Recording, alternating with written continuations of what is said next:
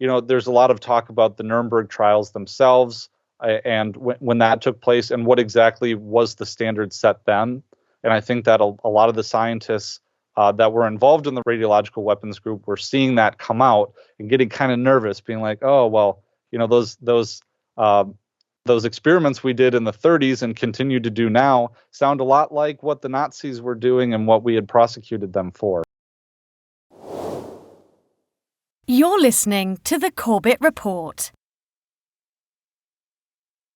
Welcome back, friends. Welcome back. James Corbett here, CorbettReport.com, in a conversation that is being recorded in late July of 2023. It is August of 2023 by the time you're watching this. And today we're going to be talking to a guest who you will be familiar with. We've talked to him a couple of times in the past here on the Corbett Report. I'm talking about Patrick MacFarlane. You'll remember we've talked about libertarian legal theory. He's had me on his Liberty Weekly podcast in the past, but now he is at vitaldissent.com, and he's just released a very zeitgeisty kind of documentary, something that touches on the cultural zeitgeist, I should say. It's called The Truth About Oppenheimer, Part 1. All right, Patrick MacFarlane, thanks for joining us again today. Yeah, thanks a lot for having me, James. All right, let's get into this. What is The Truth About Oppenheimer about, and why did you decide to make this? So this had really been in the works for about a year and a half, and it was really serendipitous, just kind of happenstance that Christopher Nolan was coming out with a movie, a real blockbuster movie that's been called a masterpiece by some, James, about the creation of the atomic bomb and Oppenheimer as a figure. In truth, the film, I tried to jump on that moment and jump on that train by calling it The Truth About Oppenheimer. But the documentary really is about the radiological weapons program that just was happening behind the scenes at the Manhattan Project and the human experimentations that were taking place. And it really continued, it started in the mid-1930s, the figures that are at play, the scientists, but it's really following their work from the mid-1930s through the Cold War. All right, let's situate everybody in this history just to make sure everyone's on board with this. For people who haven't seen the movie or haven't been thinking about this lately, I think most people understand, of course, the Manhattan Project was the top secret project to develop the atomic weapon there at the end of World War II, and that it was, as many conspiracy realists will point out, a great example of how some incredibly massive project can take place behind the scenes without it being widespread knowledge. Having said that, most people, I think, probably do associate the Manhattan Project pretty exclusively with Oppenheimer and what was going on at Los Alamos. But actually, the Manhattan Project was a lot larger than that, and you're talking about a kind of a separate subgroup of the Manhattan Project. Tell us about the Manhattan Project in general, how it was structured, and where this radiological weapons group that you're talking about fits into that organizational structure.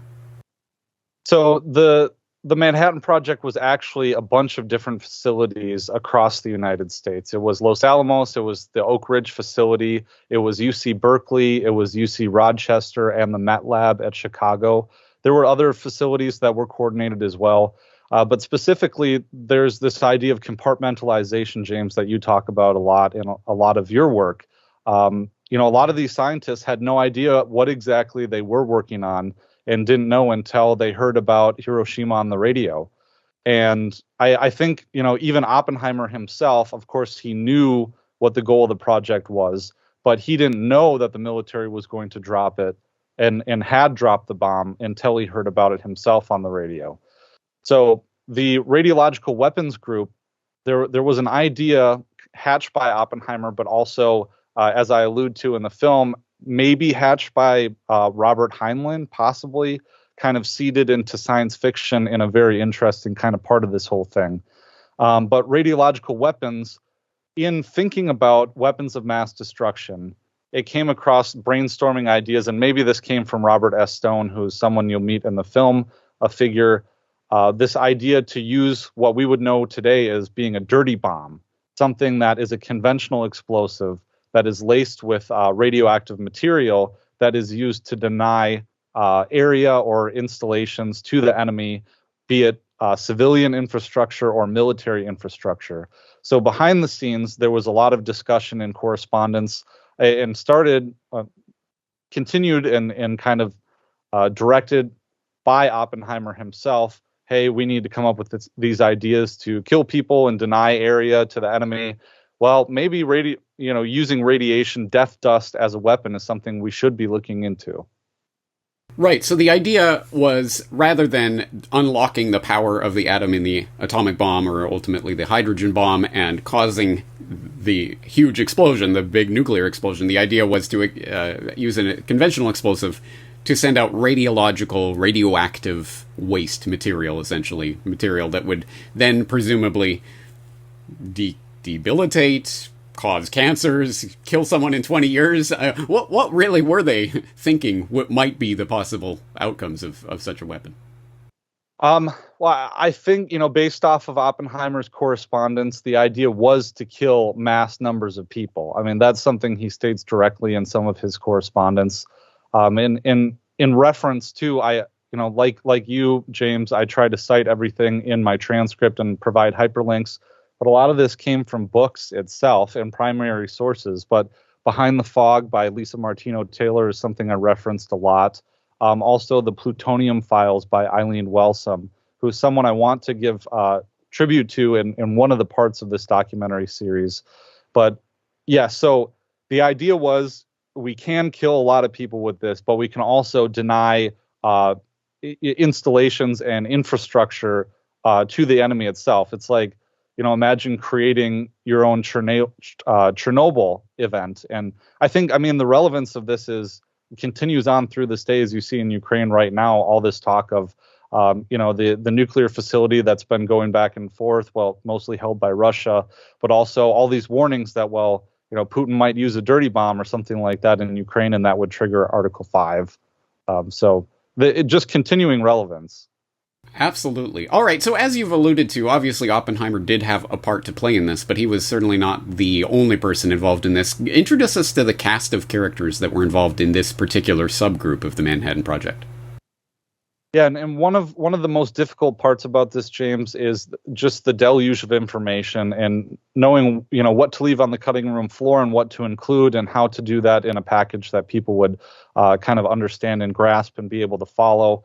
But I think the two most notorious figures, other than Oppenheimer himself, would be Robert Spencer Stone and Joseph G. Hamilton, two scientists that studied and worked with each other at the University of California, Berkeley, through the 1930s, performing radiosodium experiments. Some of the first experiments where they were, of course, this was a new technology dealing with radioactivity. And in the beginning, at least, they had talked about trying to find biomedical applications for this device known as a cyclotron. And this was a new thing. Of course, they were creating these radioisotopes at these universities using the cyclotron. And one of the main kind of thrusts was to understand its effects on the human body, but to develop these biomedical applications. And I try not to say what I think that these scientists were driven by, because, of course, who really knows? But looking at the context of it, at least their colleagues at the time, some of them were saying that these experiments they were embarking upon were stunts. And maybe it was to further their own careers. Maybe it was to try to push the envelope and get, become famous scientists for making these discoveries. But at any rate, they ended up, they had these tracer experiments where they were trying to figure out how fast the human body excreted radioactivity. So they would have subjects drink radioactive sodium, and they would put the subject's hand in a lead-lined box with a Geiger counter and try to see how long it took for the Geiger counter to pick up the radioactive sodium. So one thing that's for certain, and I want to explore this a little bit further in part 2, but to see what exactly was the standard practice at the time of informing subjects of the risks of a certain procedure. Because I do throw around the term informed consent, but there was a Supreme Court case in the 70s called Canterbury versus Spence that really made informed consent the standard of care. but it's unsure because there's a lot of talk about the Nuremberg trials themselves, and when that took place and what exactly was the standard set then. And I think that a lot of the scientists that were involved in the radiological weapons group were seeing that come out and getting kind of nervous, being like, oh well, those experiments we did in the 30s and continue to do now sound a lot like what the Nazis were doing and what we had prosecuted them for. So, sorry, I got a little away there from talking about the cast. There's several other figures as well. Louis Hempelman was one who was the director of the medical center at Los Alamos, and he was one who had also engaged in these radiological experiments in the 1930s on his own. And I won't, go into detail of everything, but this common thread started showing up, James, of these individuals who ended up being involved intimately with the Manhattan Project and a history of a demonstrated interest and ability to go through and do these questionable experiments. No, I appreciate your diversion there, because I think it is incredibly important to point out for the hard of thinking or people who don't just have never thought about it, that not only is there the excuse me, the question of informed consent when it comes to these experiments, but also just the basic medical principle to do no harm. Of course, these medical experiments had no conceivable medical benefit to anyone involved in them, and could only actually produce risk and potential harm to the participants. Talk about some of the ethical struggles involved in these experiments, and did anybody at any point display any sort of trepidation about what was going on? It's unclear as to whether they really. I mean, there were certainly colleagues who had, like I alluded to before, who had mentioned, maybe should we be doing this? What is the benefit of this? But I went through and I pulled the actual published studies from Robert Stone and Joseph Hamilton, and one of them in particular, James, was exposing patients from the visible tumor clinic at the University of California, San Francisco Medical Center. They took these patients, they took them to the cyclotron and exposed them to the beams in an effort to, in some way, maybe you could argue that it was visionary in some way, because, I don't know too much about cancer treatment, but I do know that radiation is part of it. And I'm sure it's advanced since this kind of primitive, barbaric state that they had done this. But Robert Stone, he took about 60 patients, I believe, and he exposed them to radiation in the beams to see what would happen. And about half of them died within 6 months.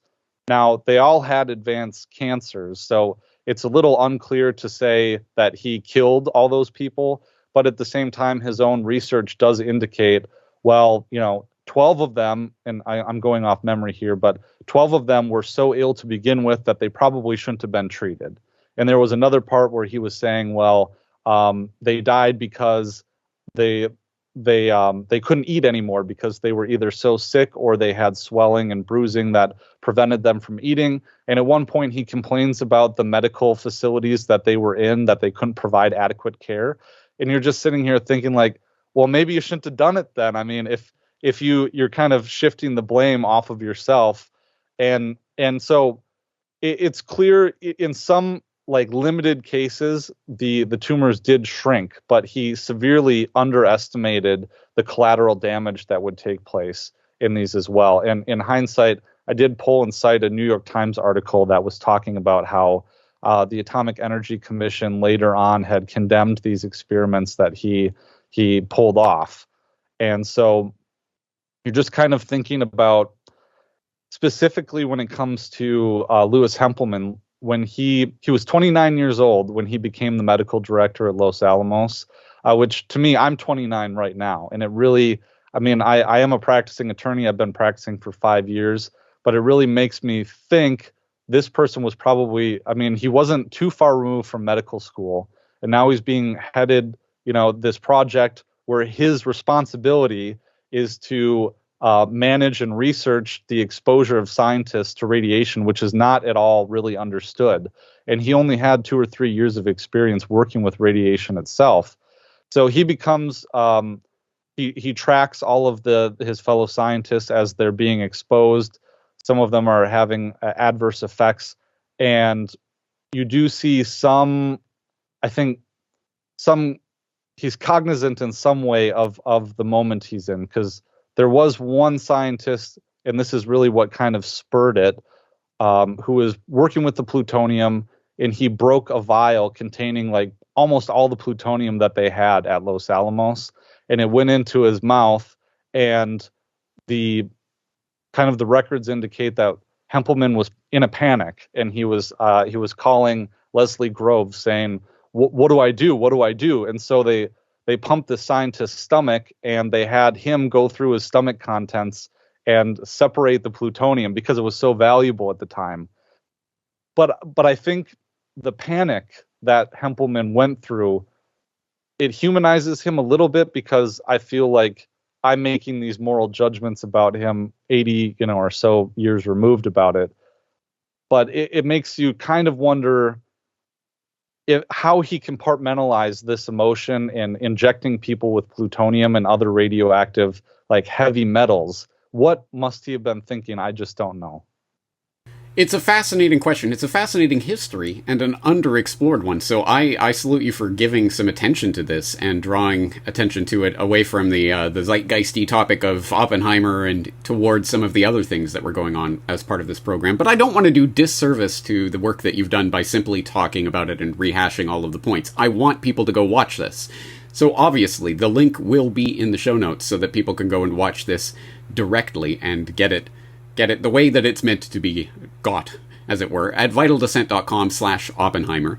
The link will be in the show notes so that people can go and follow that. But this is part one, as we have alluded to several times in this conversation. So presumably there are more parts to come. Tell us about that. So part one, I really went in and kind of gave the context of like, what is the Manhattan Project? How was it set up? Who are the people at play, and what is radiological weapons? Because I didn't know before I started doing this, and I assume that the audience doesn't know either. I think I would like to give a little more detail on exactly how the radiological weapons group formed, because I mention it in part one, and I go through the individuals involved, but how did it coalesce? And then we will dive right into the plutonium injection experiments, and there were other heavy metals that were injected as well into people. And so go through that, detail some of the actual individuals who were injected and how that all transpired.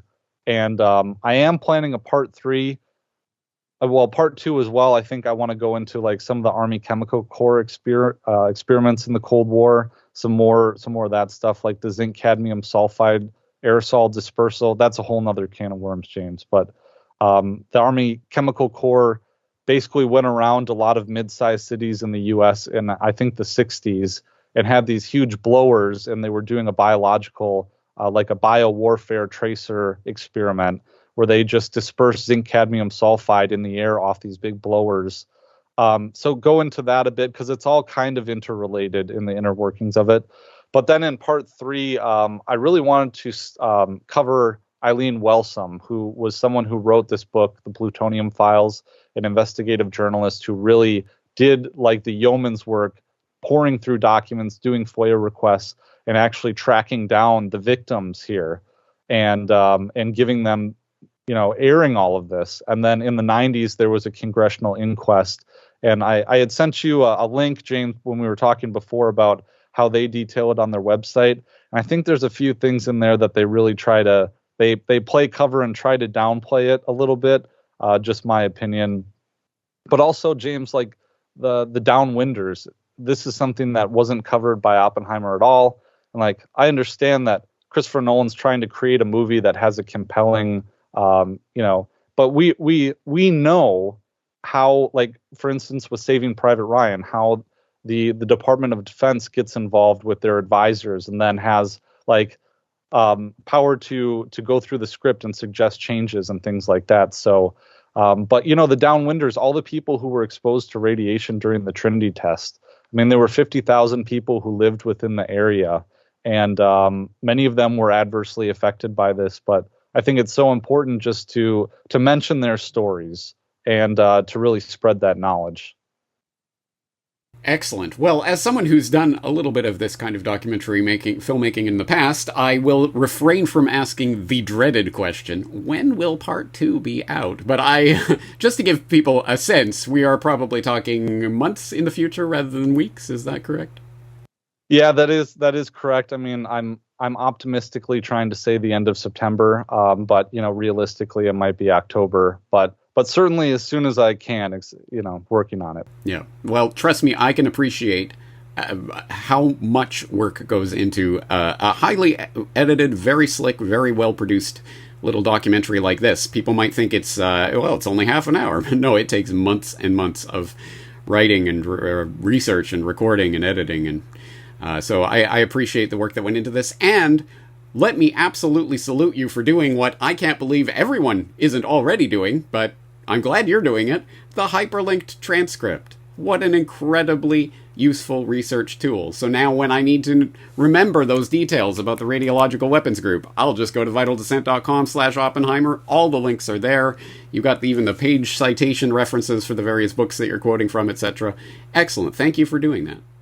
Yeah, thank you, James. Of course, I have modeled my work after yours. I've been watching you for a long time, so thank you.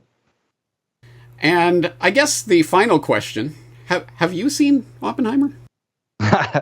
Actually, no, I haven't. I really want to, but we welcomed our third child a couple weeks ago, and I've got more important things to be present. Yes, I had an opportunity, but it didn't work out, and it'll happen. You know what's funny? I couldn't see it, even if I did want to, because for reasons that I'll leave you to speculate on, they're not showing Oppenheimer in Japan around August for some reason. I'm assuming it will be released later this year, but certainly not around the time of the anniversary, so I couldn't see it even if I wanted to. But I can see this documentary for free today. In fact, I already have. So I hope that people in the audience who are interested in this in any way, shape, or form will at least check it out. Other than that, Patrick, tell people about Vital Descent. Yeah, so I've been doing, I switched over from Liberty Weekly to Vital Descent maybe a year ago, but I didn't want to be kind of burdened by kind of the Liberty kind of thing, because I was a libertarian podcast pretty primarily, but I've been covering a lot geopolitics mostly lately, and really wanted to focus on something that was in that theme, but also appealed to people who aren't just libertarians. Because I think that there's plenty of single issue coalitions to be made with really good leftists who in many cases know foreign policy and are concerned about what I think is the most important issue, but know it and are passionate about it, and I think are good bedfellows for going on activism and engaging in that as well. So vitaldescent.com. I'm also the Justin Raimondo Fellow at the Libertarian Institute at libertarianinstitute.org. Right now, we actually, I don't know if it will be when we're filming this, but we're currently doing our fundraiser right now. When it comes out, I'm not sure it'll still be going on, but head on over to /donate there. We really could use your support. And actually, the funds that I use to pay my producer come from the funds that I get from the Institute. So it directly goes right to producing more content and getting part 2 out there for you guys to watch. And so shout out to Mises Pieces. He's incredible. Couldn't do it without him. He's my Brock West, and I really am grateful for him. Yes. As someone who has an excellent video editor, I can attest that is a good thing to have in your back pocket. All right. Excellent. Well, we'll leave it there for now. Anyone who hasn't already clicked out of our conversation and onto the link to watch The Truth About Oppenheimer, what are you doing? Go watch that. But we'll leave it there for today. Patrick MacFarlane, thanks again for coming on. Thanks much, James.